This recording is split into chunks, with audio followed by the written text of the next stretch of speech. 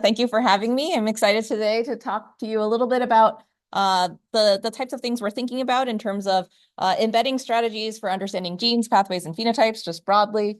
I think to start, I think, like you said, I think the more we dive into biology, the more we wrestle with the complexity of biology, right? So I want to really anchor just our discussion a little bit with what I mean by biological complexity, right? So of course, computational biology, we're going to start with, the big moment in 2001, Human Genome Project is done, beyond the thought, of course, that this is just like a single genome. And then we're now, one of the types of complexity that my group wrestles a lot with is tissue specificity. And we're thinking about, we have the one human genome, but of course, it's just one person, abstracting away that we have these variants that make us different.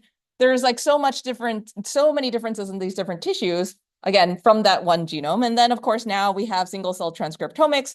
I tried to Google a little bit. The estimate is that, an adult has around 35 trillion cells, right? It's like the kind of scale of which, no atlas kind of or any kind of profiling technology can get close to. And then beyond that, what I'm really also motivated by is studying the molecular mechanisms of when things go wrong, when there's dysregulation in disease. So we think about this search space kind of explodes, right? We know there's very tissue and cell type specific manifestations of disease. And then we're thinking about, you have cells, you have tissue types, the space of kind of how things can go wrong and what, are happening kind of originally is vast. And so this leads us to what can we do about this? The kind of, I think, wonderful thing about biology also is that if this was all random, if this was all uniformly random, I think we're lost. This is the space is too large. But at the same time, we know there's a lot of biological structure, right? There's low dimensional kind of underlying processes that are governing things where things are correlated. And so I think this goes back to kind of on the methodological side. I think low dimensional representations are really valuable. Kind of question, can anybody guess what this figure or this paper that I pulled out is from? Close. Somebody, I feel like there was a whisper somewhere.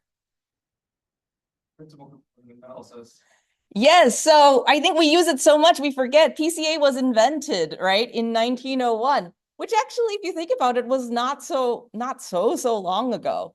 And so I guess this one is probably easier if we're thinking about low dimensional representations, if any of you have seen these figures somewhere from before.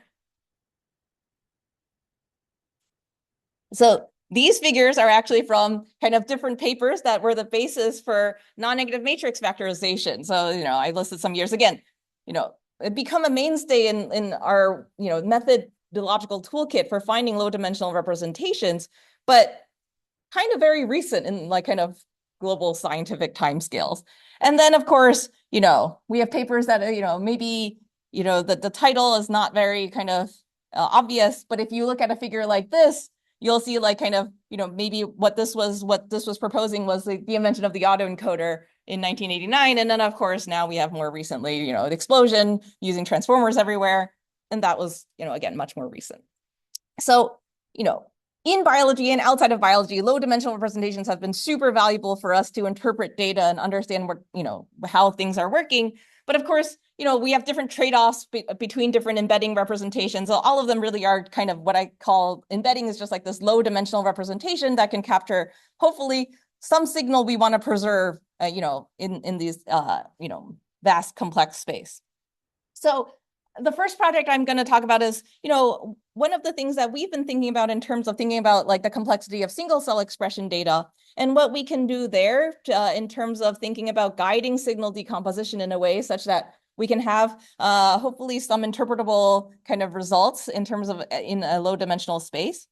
And then a different approach we came up with that's actually generic to what embedding strategy we use, but thinking about what kinds of things we can look at when we're hopefully analyzing sets of entities in an embedding space. And then lastly, just kind of exploring and thinking about there are so many different ways people are using to analyze gene embeddings. And, we basically were like, what are they good for? Are there different tasks different ones are good for? And so I'll get started with the first one. So if we think about single cell data these days, they often have a lot of quote unquote variables, right? So we often split these variables into two categories, ones we think that are biologically relevant. So that's why we're calling those conditions, and ones that we don't like. So these are batch effects, right? So technical variables, so like, platform sequencing, maybe the technician or the day something was done on. And meanwhile, condition is anything, hopefully, that there might be something interesting biological. And so we know that actually all of these different kind of components kind of are mixed in inherently in the single cell data that we're looking at.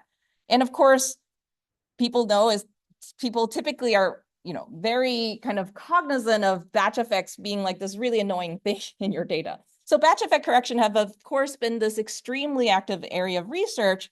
So, but conditions are actually what we care about, right? So what can we do to explore conditions?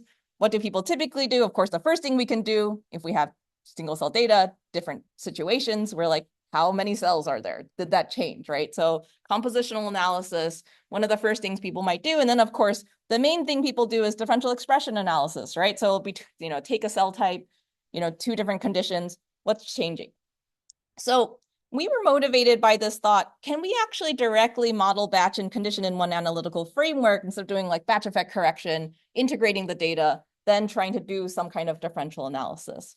And so what we're trying to do here is extract what we're calling disentangled representations of single cell data. And the key intuition here is that if we think about, these each variable, say, tissue type, sex, or platform or kit, these have some variable specific effect that stacks together. And we think that, some variable effects might affect all measurements or some cell types, but not others. There could be some different groupings of things that are affected. And then, of course, beneath all of that, there are inherent cell type differences that, were there before you started doing any of the analysis, right?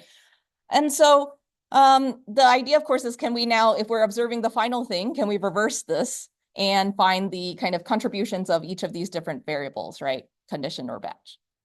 So other people have looked at a little bit at this. There have been some, I think in this description, you might already can sense there's like a matrix factorization potential in this type of method where we're seeing a lot of things stacked together. Can we now kind of factorize the contribution separately? I won't go into detail about these, but one of the big limitations of the previous matrix factorization approaches were that you actually, if you think about it in terms of like kind of factorizing out one condition at a time, you actually have trouble when you have actually many, many different variables. And then, of course, in single cell data, I think there's a lot of different approaches using variational autoencoders. And the big kind of challenge here is actually interpretability in terms of, after we do some disentanglement, how can we link genes with specific conditions we're interested in? So when we were looking at this method, we were, very drawn to this idea of using some matrix factorization approach to do a disentanglement. And so we were like, I talked about one of the popular, low dimensional representation methods before, NMF.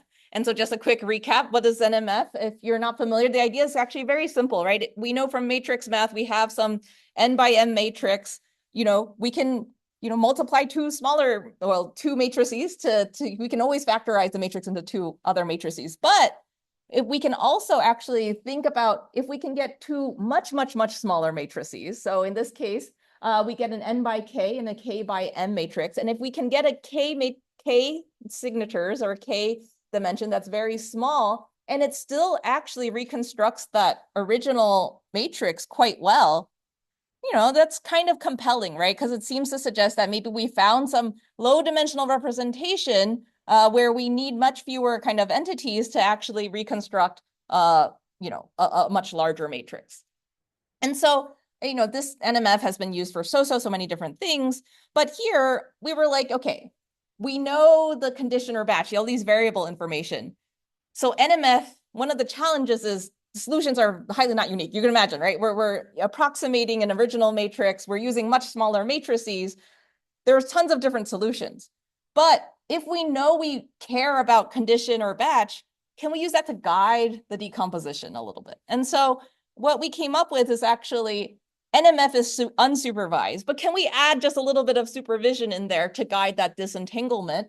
And so I actually realized I never wrote down the full acronym which is not very important. The method is called Alpine. The important thing is actually it's a joint supervised, unsupervised, non-negative matrix factorization method. So this was developed by 2 graduate students in my group, Wei Hao and Lechuan. And the idea here is, okay, traditionally for NMF, we have, the dimensions I can't fully show here. You have like a really, really large single cell data set. You have tons of cells.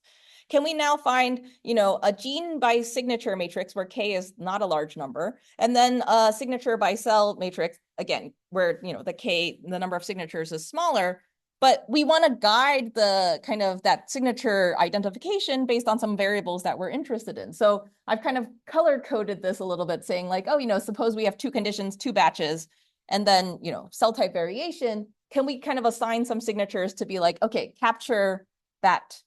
So how do we tell it to capture that? What we actually do is assign certain signatures now to say, we're going to add a little supervision on you. Can you actually, for that signature, reconstruct whatever label information we have kind of well? So that means that basically we have these kind of sub-matrices that we extract out, and we're like saying, okay, we're going to just add another matrix to this, B. So traditionally for NMF, you have W and H. We're going to now have also this B matrix, where we're saying, okay, I want to find a good B matrix that can reconstruct the labels that you've given me for that particular variable, biological variable of interest.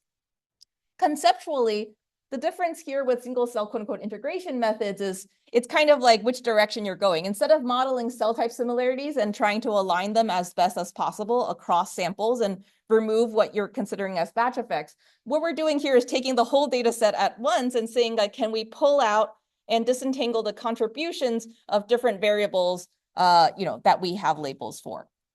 And then, of course, we can look at what's left over. So that's the unguided components, the unguided signatures. We can look at these quote unquote unguided cell embeddings to be like, hopefully what we assume, if you've captured, all of the labels that in terms of like, say, disease, batch, technical and biological variables, the unguided cell embeddings we assume are mostly just the inherent cell type differences.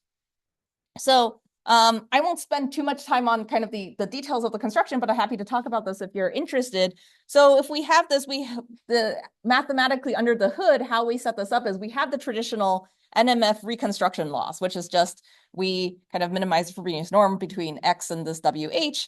Now what we have is we now have this add-on where it's a little bit of it's like a loss that's driven by just prediction. So here we use a generalized KL divergence to basically, multiply out these BHs. And then we do still have also some regularization. So putting it all together, we have basically now gained these kind of additional B matrices that are linking the supervision. We also actually developed like a cross-validation method, because now we have, traditionally with NMF, you will have to select K, the number of signatures. Now we have like a couple more. We have like a lambda, for example, that's tuning how much we care about supervision or not. So we have like a cross-validation method that we've set up to automatically tune these hyperparameters. And I'm happy to talk about that, if you're interested. But I wanted to really show you kind of what we hope to do now that we have all of these different, ways of decomposing our original single cell data. So first thing we can do is if we have signatures that we associate with conditions, these are kind of condition associated signatures, and we have like a weight per cell or, per cell, how much that's associated with each signature. We can actually just plop this on, this is of course, all the concerns with UMAP, but we can visualize which cells are kind of associated or implicated with different conditions. We can also do this with genes, right? Now we can go back and look at our signatures. We can look up, oh, which genes seem to be, relevant or implicated for, whichever condition we're interested in.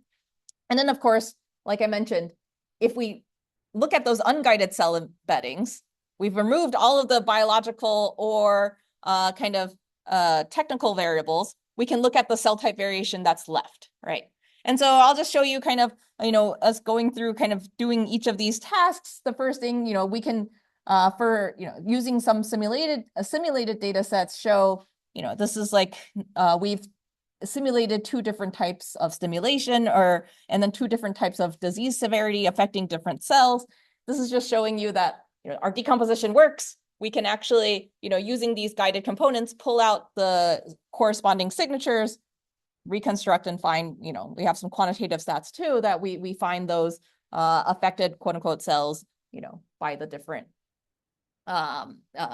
biological kind of simulated stimuli. And then for genes, we actually then also use some simulated data and compared this with some existing methods. And so SC-disinfect, to remind you, is a variational autoencoder-based method. SC-parser is a matrix factorization method. So you see that in the very, very naive simulation, the matrix factorization methods, us and SC-parser, are typically outperforming the variational autoencoder. If anything, this kind of very simple matrix factorization method in this naive case, SC-parser actually also outperforms our method a little bit. And in this naive case, what we're simulating is actually cell types are affected by different genes and it's all uniform. If we increase the complexity, we can really see that kind of modeling the condition effects directly, we actually see that Alpine generally actually performs quite well, comparably and sometimes a little bit better than the other matrix factorization method. But so the next thing I think I wanted to show you then is what can we do with these unguided embeddings, right? So it's a little bit washed out there. In fact, we can actually compare these unguided embeddings with traditional, state-of-the-art single-cell batch correction methods, right? And so what we did is take, a bunch of, there's these benchmarking, efforts that are done at some frequency. And so we just took the data sets that people have used for benchmarking these batch correction methods, and we compared using the Alpine embeddings with other embedding-based methods. And so we see that here, Alpine did a really, really good job of actually teasing out kind of the, biological variables, and what's left over actually captures the cell type variation very, very well. Comparable, actually sometimes better than methods designed specifically to do batch correction, right? So like Harmony, Seurat, et cetera.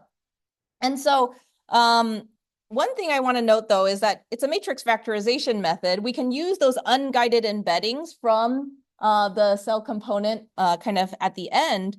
But what we can also do is actually think about, we can also reconstruct counts, right? Because what we can do is take the gene by signature and then signature by cell unguided embeddings, just multiply them back, and we can get kind of the original counts back. And so in addition to using the embeddings for analysis, there are some methods like, Combat is very famous for being kind of, the batch correction method people were using a lot for bulk RNA-seq, and you can also kind of apply it to single cell data. And so these are methods where you actually get counts in the end, right? Not just an embedding representation of your cells. And so we actually basically found that using the counts from this Alpine method, we actually can also, perform very well in terms of looking at the cell type characterization left over. So I think one of the last things we did with Alpine is also thinking about, it actually is very, very extendable. So we can actually consider species, for example, as another biological variable of interest and actually use this in a way to integrate data across species. So what I'm showing you here is we applied Alpine to an adipose, a single cell adipose data set. And what we see is that, in the top, these are just UMaps showing you kind of the, it's normalized, but there's no data integration that's being done. And so we see that there's a biological variable here. There's the different technologies that were used to profile these adipose tissue cell types. And so in the top, you'll see that, of course, there was kind of probably more batch effect, the technical variable, the splitting after Alpine, it's a little more integrated. And then what you see is that for the species variable, we see that there's some mixing, but not full mixing. But what's actually interesting is then we can look at what's left of the cell type variation to see that it's actually really the adipocyte cell types that remain more distinct, actually post this species integration. And what we can do, and what we show in the paper that I'm not going to go into, is that then we can actually go back to the gene signatures that we find for the mouse and the human adipocytes and, do some analysis. We're not the experts on this, but we can be hypothesize, what's different for those species versus a lot of those other cell types that seem to be much more similar across human and mouse. So we had some interesting downstream analyses thinking about how we can actually basically use this Alpine framework. We run the single cell data through it once, and then instead of doing kind of pairwise comparisons everywhere, we can actually kind of now have this map where we're disentangled these different components and then pull out the things that we're interested in to look at. So the takeaways here I would say for Alpine is that we're really thinking about how we can combine the power of a traditionally unsupervised method like NMF with strategic incorporation of known sample and or data set attributes to actually then guide the decomposition into an even more interpretable kind of framework where we can actually bring now additional power and interpretability down to the individual labels within each covariate of interest. And ultimately, we think this is an extendable modeling setup for more complex settings as well. So we presented this, this was in Recom, and then the full paper was published in Genome Research. It's kind of crazy. 2025 is now just last year, kind of a couple months ago. And so this is kind of a flavor of what we're thinking about in terms of, there's a lot of different embedding strategies out there. Can we kind of combine like something that's a little bit unsupervised data driven with, some biological variables we're interested in to guide this? So I wanted to kind of change gears a little bit and thinking about, given an embedding kind of, dropped out from the sky, people have made tons of different embedding approaches. We were trying to analyze gene sets in these embeddings and realized that there's like a methodological gap here that we were hoping to fill. And so probably with this group, goes without saying, in computational biology, gene sets are these really important functional units, actually, very important because we know proteins work together, but then it's actually also very complex in the sense that genes and proteins can have multiple functions. So the way I think about it is sometimes the gene set kind of contextualizes which thing that you're most interested in looking at in that particular moment when a gene might have multiple different roles to play. So, gene ontology, KEGG, OMIM, lots and lots of different databases are all surrounding this idea of like curating or helping us kind of, have these characterizations of tons of gene sets.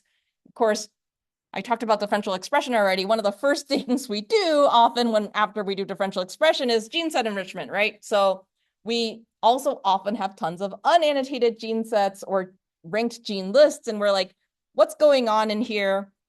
And what we typically do, right, is compare that with all of those existing databases that I had just mentioned. So, if we have set combinations of gene sets, of course, one of the things we do is over-representation test, right, hypergeometric test. And then, of course, when we have lists, we do some kind of rank-based gene enrichment. And so this is kind of the very, very common kind of task that we do. And so in thinking about this, I was like thinking about this like the toy example. So we have, gene set enrichment where we have some gene set that we're interested in for whatever reason, and then we compare one at a time with these annotated Go terms, right? So one thought is, if we had this case, of course we would not probably do gene set enrichment on just 5 genes, but it's just for the sake of this toy example, we have 5 genes. X and Y are annotated to some Go term and are in our gene set of interest. And meanwhile, we have 3 genes left over that aren't in the intersection. But what if I told you that A, B, and C have tons of protein-protein interactions with X and Y versus a gene set where A, B, and C had kind of no known connection with X and Y? I would say maybe we should prioritize that Go term where we knew this kind of second order information about A, B, and C a little bit more.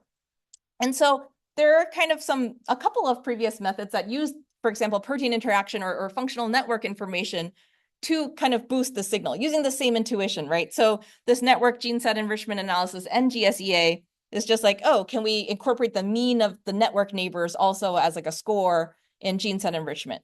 And then the GSPA, I'll talk about a little bit more later, but it's this idea of if we have like a network, can you draw a radius around it and be like, I'll just automatically add, genes that are in some radius also as like potentially intersection, right?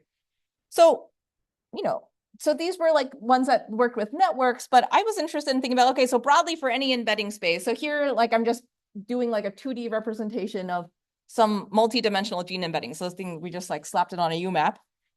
If we have a gene set X and a gene set Y, networks are just a 2D embedding, but we can think about lots of different embedding strategies. We can have different in size embeddings.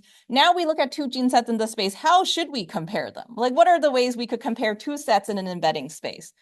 So we dug into the literature and found that typically, in machine learning kind of generically outside of computational biology, what do people do? And in computational biology, what do people do?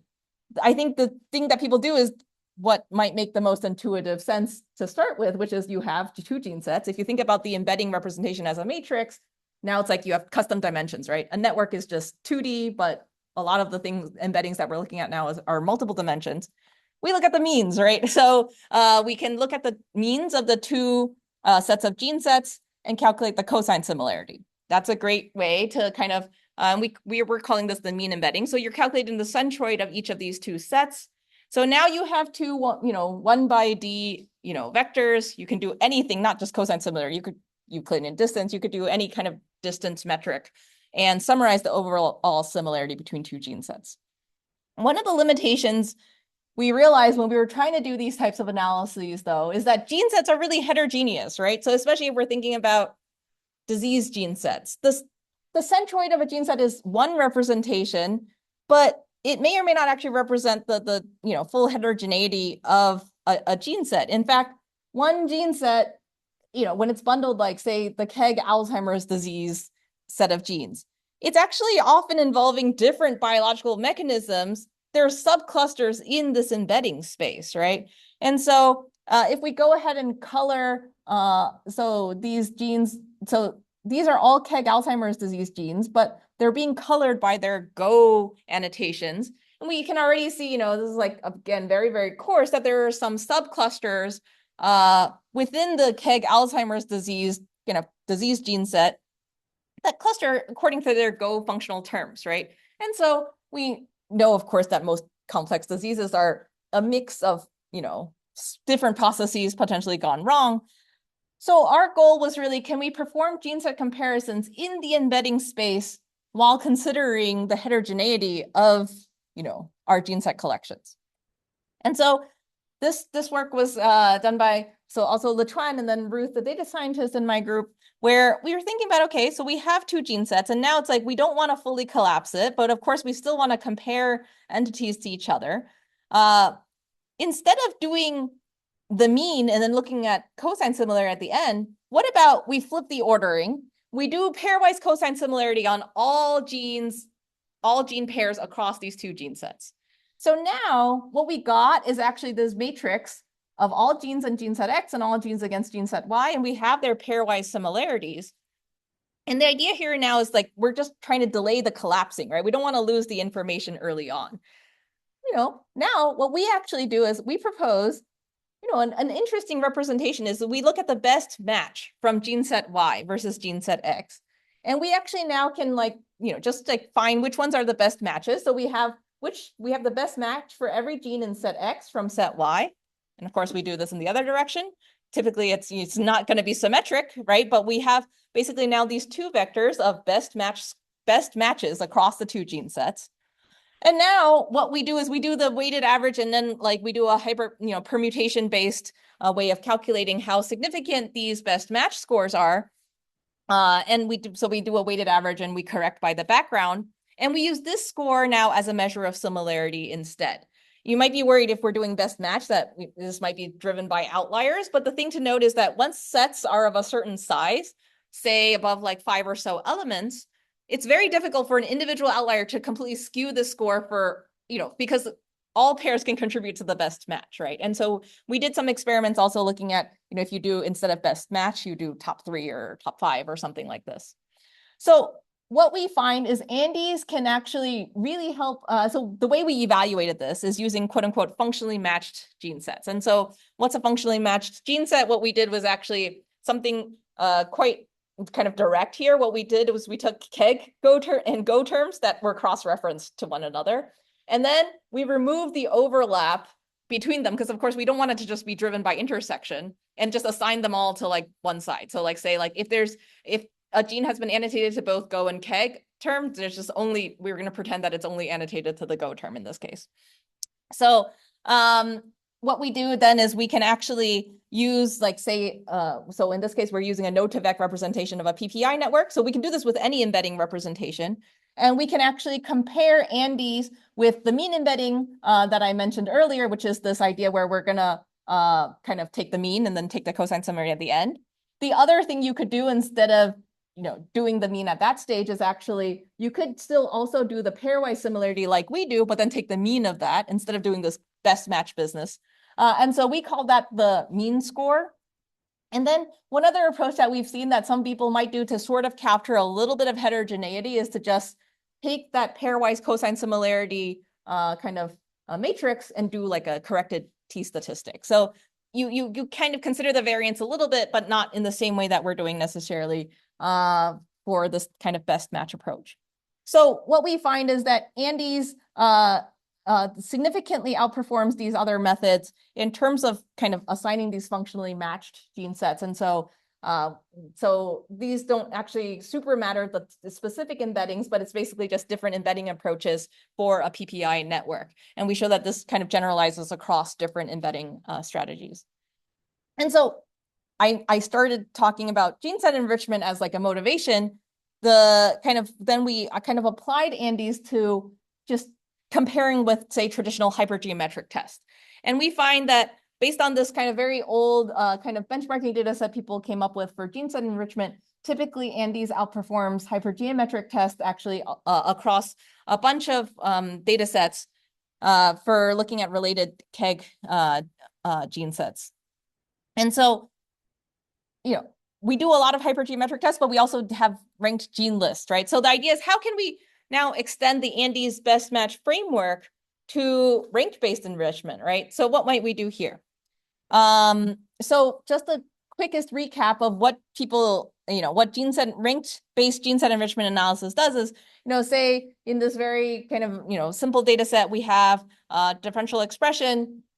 What you do is you compare your whatever ranked of whatever statistic you're looking at, log-fold change or whatever, to a known gene set. And you basically do this running sum. If the gene is in the gene set, you add 1. If not, you subtract. And then you basically, the GSEA statistic is based on this maximum deviation from 0. And they also do some permutations, right? So, taking the same intuition here, it's like, okay, instead of having now just this known gene set that's this barcode of 0s and 1s, what we have is actually this known gene set across the ranked gene list. We have a pairwise cosine similarity to each gene in our ranked gene list, right? I guess I turned it around, so it might be confusing. It's transposed from the previous visualization. And so we can do the same idea. So the idea is, instead of now just looking up if a particular gene is 1 or 0 annotated to a gene set, we can look at the best match, right? So what we can do is actually, for a ranked gene list, we can look at the best match score for each gene that's been annotated. And so now we have like a full kind of R-bar, it's not really a barcode in the sense that it's 1s and 0s. It's a continuous score for each location in the ranked gene list that you came up with, say, out of your differential expression result. We actually have a continuous score based on its closest match in the embedding space to whatever gene set you're interested in. So we can also now do the same thing as, GSEA traditional, finding the maximum deviation from the running sum. We can also then, do some permutation tests to find a significance. And so what we can do is, like, we also see that this, Andes approach actually also outperforms existing approaches for rank-based enrichment. And I think one of the really cool things about using these embedding-based approaches for gene set enrichment is actually, we don't require you that the gene doesn't have to even be annotated in like whatever database that you're looking at to actually still kind of factor into your enrichment analysis, right? It's like that same idea. Maybe there is nothing known absolutely about this gene, but it has protein-protein interaction connections, or it's has a lot of similarity to other genes annotated. Whatever embedding strategy you use, there might be some underlying information that captures relationships to genes that have been annotated. In that case, they can still be kind of borrowed into this enrichment. So this best match approach we found is kind of, in fact, a very effective way for set comparisons in embedding spaces, especially when these gene sets actually have significant heterogeneity. And so we can apply this to set-based or rank-based gene set enrichment, considering underlying embedding spaces. And the exciting thing is we're able to bootstrap more information about genes, even if they have no existing annotations, right? And so this work was also published at every comment and then subsequently Genome Research. And so we have the code and online for people who want to play with this. And we're working on developing this into like a more easily used package so that people can kind of use it more directly for their own analyses. So for the last couple of minutes, I wanted to then think about, so I've talked about like, one way that we've thought about using kind of supervision plus unsupervision together to come up with an embedding strategy. Another way to interpret kind of different embedding spaces. So lastly, we wanted to like look out in the world and see there's a lot of different ways people have come up with in terms of developing gene embeddings. So what are they useful for? So we care a lot about functional prediction tasks, or like what functional information are captured in these diverse gene embeddings, right? So really what is a gene kind of is a meta question here, but gene information can be captured by really diverse data sets, right? So if we think about it, a lot of the embeddings that we see are using some kind of amino sequence, right? Protein language models or things like this. You're using some DNA sequence or amino acid sequence to make there's underlying the downstream kind of predictions, some kind of an embedding representation. Genes are also characterized by their gene expression, right? Either bulk or single cell. And we know that there are like foundation models or, co-expression networks and, pre-machine learning terms. These are all embedding representations that have actually absorbed some of that input data, the expression variation that's captured in that data. And then I already mentioned networks, PPIs, protein-protein interaction networks, give us a lot of information also about what genes do, because it's like genes typically don't work in isolation. They're collaborating with their neighbors, and that tells us a lot about the functional information. And then lastly, of course, text. So what we've studied, what we've learned about what we talk about in terms of the gene also, of course, reflects what we know about the gene and what it might do. And so there's lots of different methods, of course, machine learning, non-machine learning, that process these embedding representations using vastly different methods. So so Jeffrey, a master student in my group, and Ruth did, was actually try to go out and find as many publicly accessible gene embeddings as they could at the time. And so they were able to like assemble a collection of 38 different gene embeddings. So this is actually just like a canonical correlation analysis plot of these different gene embeddings. So we can compare, how similar they are to one another. And so you'll kind of already see that we accumulated gene embeddings that were processed from a lot of different data types: bulk expression, single cell expression, amino acid sequence, protein-protein interaction literature, and then multi is just some kind of, they're of course integrative methods that combine multiple data types into their representation.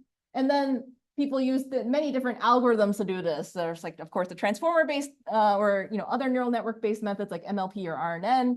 There's matrix factorization-based methods, skipgram, and then non-machine learning methods. So, for example, some of the ones you might have heard of, I mentioned earlier, is like node-to-vec on a PPI network. There's like, for example, ESM, or, for a protein language model. So there's like different methods people have done to, do different downstream prediction tasks, but in the middle, there's some embedding representation. So these embedding representations don't always cover the same number of genes. So the smallest embedding representation we used is mut-to-vec, which covers around 17,500 genes. And then the largest one is actually SCGPT, a single cell foundation model that covers, upwards of kind of 40,000. Of course, these are all human genes, but this is like, again, loose definition of genes. This includes like all the things that they have annotated. So this, so it's very loose, but it's like an entity where we have a measurement for that's kind of has an entrees gene ID.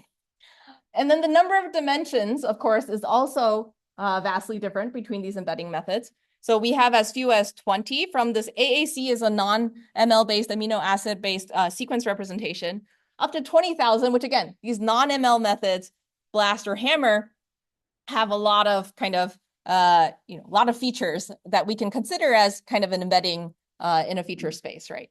So we kind of, in this clustered heat map, what we can see is that mostly a lot of the times the data type is what really drives, not surprisingly, a lot of the clustering, especially the sequence-based amino acid-based representations really, really cluster together. Expression-based are together, but then the PPI kind of based ones, I think, so if you look at those little green bars on top, they're a little bit kind of distinct, but the big cluster is really, really driven by the amino acid sequence. So we wanted to think about how can we evaluate the downstream functional implications of these gene embeddings, right? Versus, and analyze what they represent. So we came up with a framework for benchmarking these gene embeddings. So starting out with how well did they capture a single gene's attribute? And then, genes, like I mentioned, work together often. So how well do they capture a pair of genes like relationships? And then finally, I just talked about Andes. We're also very interested in the unit of the gene set, right? It's like how well did they capture gene set relationships?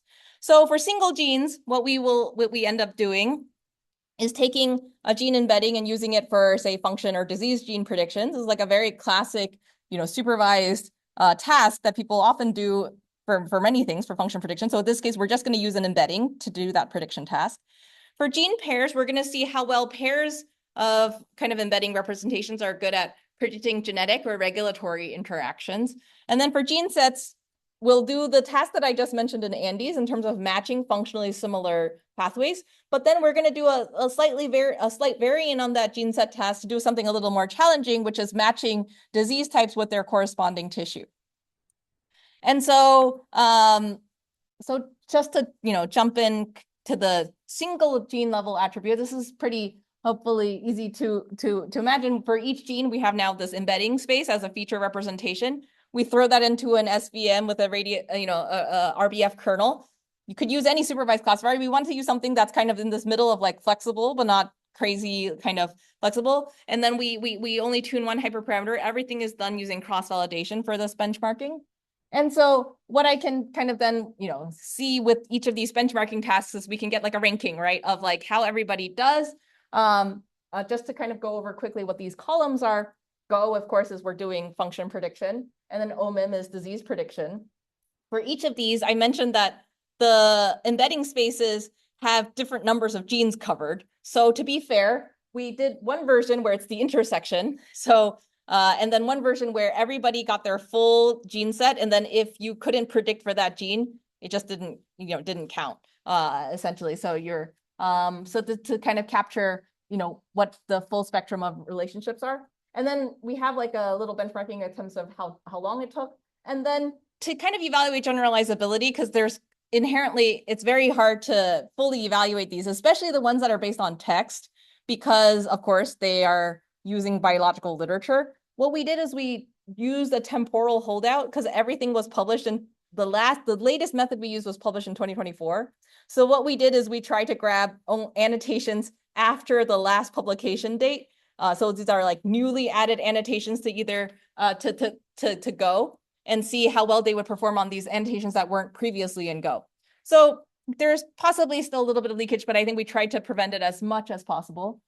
Interestingly, so for this first single gene level attribute, and we'll see that this is the case for downstream ones too, a lot of these text-based methods actually do really well, especially for these human genes. I think it's not necessarily super surprising, but so we actually saw that this gene PT model 3 method consistently was actually one of our top performers across all the benchmarking tasks. So this is actually a kind of a creative method. What they did is literally feed the NCBI gene description into GPT-3 and grab the embedding. So we just grab those embedding representations. So we see that actually ends up capturing a lot of the kind of gene, diverse gene functional information. And so if we kind of collapse, this is like a lot of different methods, we can look at categories of kind of, we saw that the performance was heavily driven by data type. So like I mentioned, literature, performed really well, but the integrative methods or methods that use the PPI network actually were close behind. So the network information were actually really informative for single gene attributes. And then in fact, actually, so mashup and node-to-vec, these kind of PPI network-based methods, for generalizability, I want to point out actually outperformed some of these literature-based methods just by a smidge. What was interesting to us that we noticed, and we'll see that this is also recurring, is that there's kind of the trends at the top were similar, but not to overread into this, but amino acids, the sequence-based representations did really poorly on disease gene prediction, a lot of them. And they were generally better at function prediction. And there's like kind of a reversal for the expression-based methods. And so I think when we thought more about this, it kind of potentially made sense to us that, like I mentioned earlier with this, sequence-based representations of things, it's the one same sequence. When things are going wrong, say in disease, that contextual information might not be fully captured, right, in the amino acid sequence. Meanwhile, expression data, of course, captures more of that, but for function, maybe there's just a lot of noise and things like this. The sequence information can actually already summarize a lot of that compactly in the sequence embeddings. And then, so I mentioned already that for the temporal one, the colors are a little bit hard to see, but the summary there is that literature methods did well, but PPI methods actually did better on the single gene level attributes. So I know I'm running out of time, so I'll just speed through the last bits. So for the embedding representation, for a single gene, it's kind of intuitive, right? What we do, we use everything as features. For a pair of genes, what should we do? So previously, what people have done is like actually a bunch of different things. So we actually decided to try all three kind of very common ways people use to combine embeddings. First way as being concatenation, then the Hadamard product, so element-wise product, and then element-wise sum. So, and then basically now, for each pair of genes, we actually now have a feature, an embedding representation that we can now use, again, into a supervised classifier. So here, the three types of interactions we looked at were actually two types of genetic interactions, just negative genetic interaction and then synthetic lethal pairs. And then the last one is actually annotated transcription factor target pairs. And so again, this is like a lot of information, but what kind of the first thing is that, generally speaking, literature and PPI perform pretty well. So literature, again, was kind of amongst the top performers. First thing is, of course, also synthetic lethality was actually easier to predict than the other two, which I think we thought was intuitive that this is like a stronger biological signal that, these two genes have like this kind of, when you knock them both down, something dies. And then for PPI, we actually saw that basically it was a little bit better at the genetic interaction. Transcription factor target, it wasn't like as top, but it's, solidly performing. And then, but the big difference between the single gene and the paired gene interactions is that amino acids were much better at this task versus predicting single gene function and single gene disease genes. And so again, I think we were thinking that the sequence does probably directly encode some, biophysical compatibilities that are relevant for genetic and regulatory interactions that can be actually extracted and used to make these predictions. So again, I'm not going to kind of go over all of the things that we found here, but one I want to highlight that, because there's three different joining operations, I'm just showing the best joining operation for each method. In general, we found that, you'll see that there's a mix of them, but generally product was actually worse than summation and concatenation, or was it? Yeah. And so given that summation and concatenation were often like kind of better, we would say just use summation because concatenation, you get way more dimensionality and it's actually not as efficient. And then so lastly, for gene set comparisons, what we used was actually the Andes method we just developed. And what we can see is that for KEGGO gene matching, this is easier, right? So most of the methods actually could do pretty well. So again, literature and PPI did the best. Disease tissue gene set matching, harder task. Everybody kind of does worse. And so again, I think the top is like kind of maybe like, so PPI actually also did worse on this. But what we actually see was that I think expression was actually a little bit better for the disease, actually, because like expression typically was actually kind of worse at a lot of the previous tasks. But for disease tissue gene set matching, the bulk expression data actually could do, it was better than the previous tasks. And then PPI actually had this bigger discrepancy. And again, maybe, so this is highlighting PPI is actually good for a lot of functional relationships, genetic and regulatory relationships. But again, it doesn't have the disease or tissue context specificity. So we were like, that actually kind of makes intuitive sense. So again, the paper, we actually dive into a lot of more of the detailed kind of relationships. One thing that I wanted to say that for temporal holdout, again, we use the newly annotated Go terms. And if you squint, you'll see that, again, PPI-based embeddings were actually generally the best performers here. So I think in the paper, we lay out basically the summary of like kind of going through these different tasks. For single gene, we were looking at Go function OMIM disease. We tried to do temporal holdout of Go terms. I didn't spend time talking about this, but for the generalization in a pairwise case, what we did is actually do a cross-species prediction between to see how well you could actually infer genetic interactions in Pombi, which is like a not as well studied yeast. And the idea is that hopefully this is far enough such that we can minimize the leakage that might be coming from like, especially these literature-based methods, reading a lot of text. And then finally, we did this gene set-based comparison to look at matching functional pathways and disease tissue matching. And I thought that we basically, the takeaways that we had from here is that a lot of these text-based embedding spaces do capture a lot of diverse aspects of gene function. And they're actually kind of, especially this gene PT model 3 can actually, those embedding representations can be used as a really helpful prior or incorporated into a lot of downstream methods to kind of as a summary. But at the same time, other embedding representations, for example, network-based embeddings are really close second. And, we often think about how PPIs, even the human PPI is still quite sparse and incomplete, but it's still capturing clearly a lot of information that's like, good for generalizability. And then finally, we saw this like kind of trend generally that amino acid-based embeddings, good at gene function, not good at tissue disease signal. Opposite is true generally for expression-based embedding. So really kind of just thinking about kind of that these different embeddings really do have different strengths and weaknesses for functional prediction tasks. And I think, as scientists, we probably care about a lot of them, which is why, something like NCBI text description or biomedical literature, we actually have a lot of the different facets baked into kind of that embedding representation. And so we have all of the benchmarking code, but also all of the embedding representations, both their full and intersected forms available if people want to like incorporate them into their own workflows. And this paper is on bioRxiv. And finally, I've acknowledged kind of the people who worked on kind of the main projects throughout the presentation, but I also want to thank the rest of my lab and all of you for listening.